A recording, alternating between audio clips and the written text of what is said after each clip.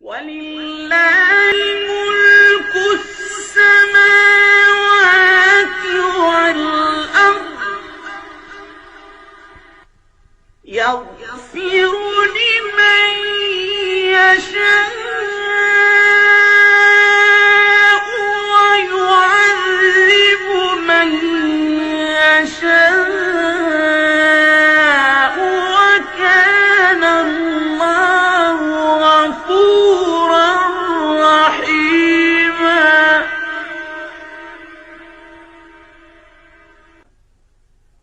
سيقول المخلفون إذا انطلقتم إلى مغانم لتأخذوها ذرونا نتبعكم يريدون أن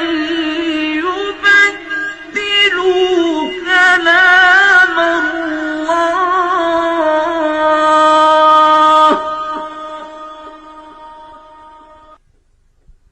قل لن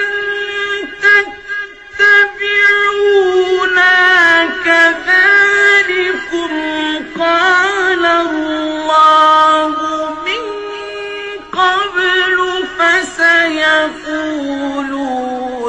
بل تحسدوننا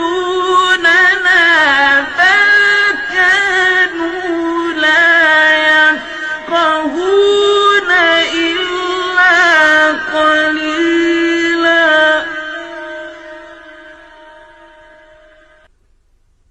قل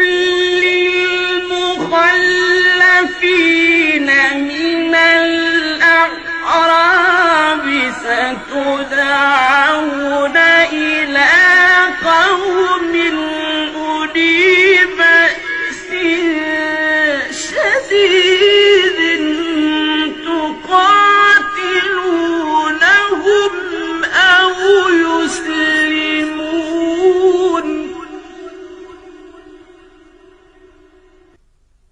فإن تطيعوا يؤتكم الله أجرا حسنا وإن تتولوا كما توليتم من قبل يعذبكم عذابا أليما.